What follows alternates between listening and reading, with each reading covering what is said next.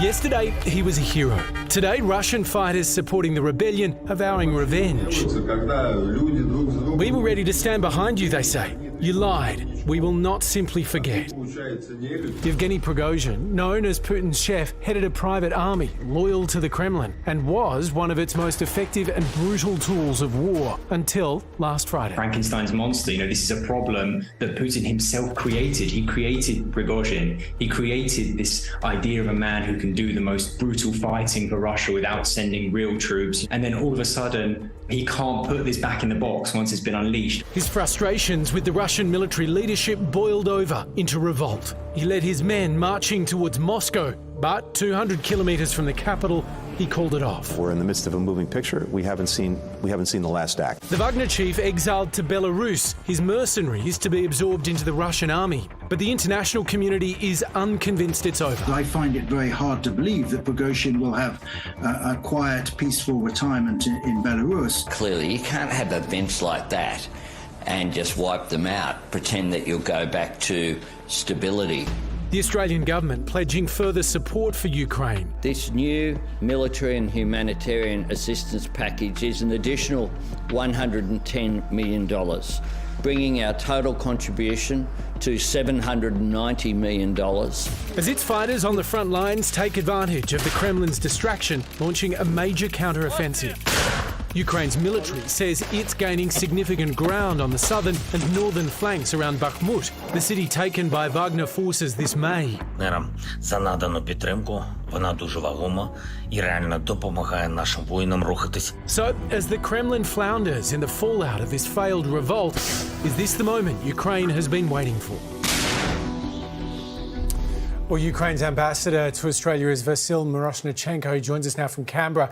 Ambassador, you're trying to regain some of the territory you lost to the Russians previously. Surely this moment presents a huge opportunity for your country.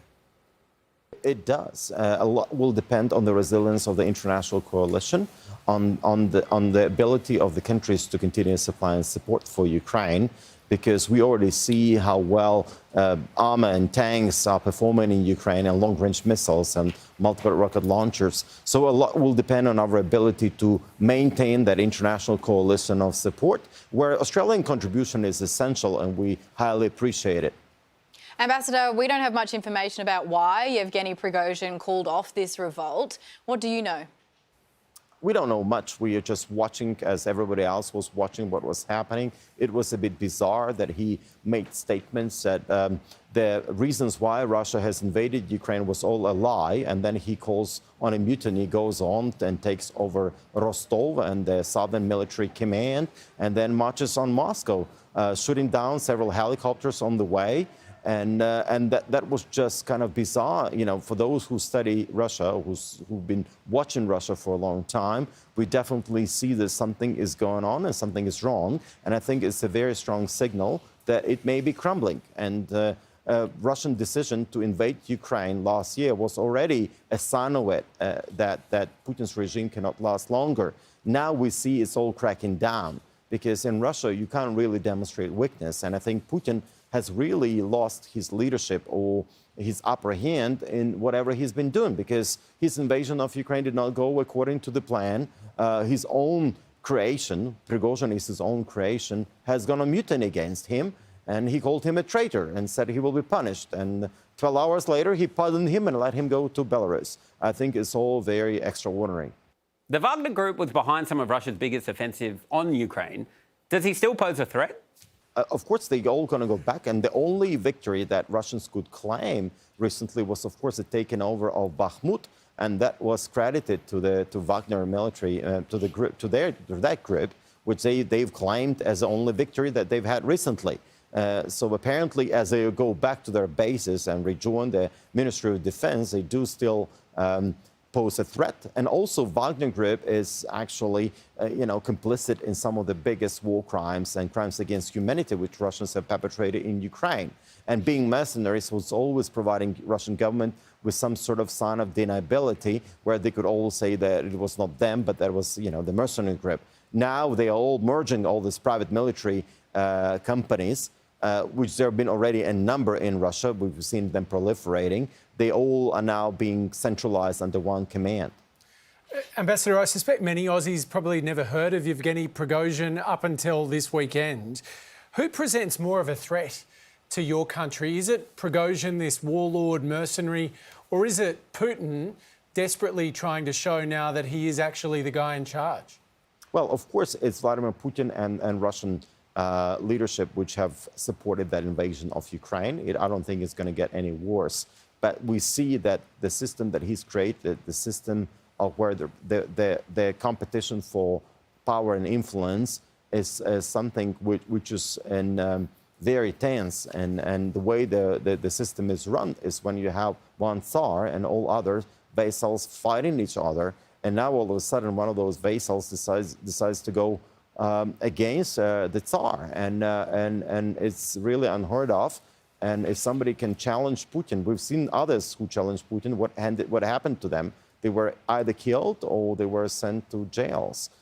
This guy, for the time being, as of Monday today, he's still alive. So we will be seeing how it's all going to unfold for the next several weeks. I did want to ask about that. There seems to be a bit of a trend, a coincidence, if you like, of opponents of Putin falling out of very high windows. Do you think that might happen to Prigozhin? Absolutely. I think we shouldn't be ruling it out. Ambassador Vasyl Myroshnychenko, thanks for your time tonight. Thanks for having me. Pretty definitive there. That's the bit that, for me, doesn't make sense about this, right? He's ambitious, he's angry, Prigozhin, doesn't like what's happening. He decides to march to the capital. He gets a few hundred kilometres away from Moscow and then suddenly just turns around and heads off to exile in Belarus.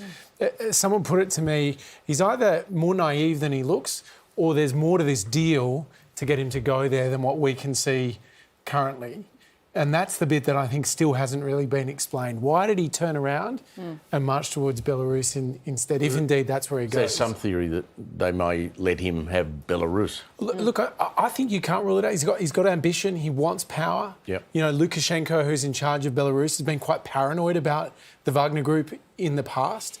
You know, I think there's a lot more to play out. But, you know, as the ambassador said, you wouldn't rule out, you know, the question of whether he survives all of this. Well, the big key is hopefully that a lot of these mercenaries won't go and join the Russian army and continue the fighting in Ukraine. Because presumably they're being paid much better than the normal Russian soldiers. Well, but remember, a lot of them come from prisons, right? Yeah. So Prigozhin was going around Siberia and the farthest reaches of Russia and pulling these guys out of prison, many of them there on charges of rape and murder, all sorts of terrible abuses, and saying, you can have freedom if you go to the front line. I can't promise that you'll survive, but if you do, you're free. So there's a bargain that these guys have already entered into that they're going to expect to stand. So I think it is now up to Putin to really figure out what to do with them.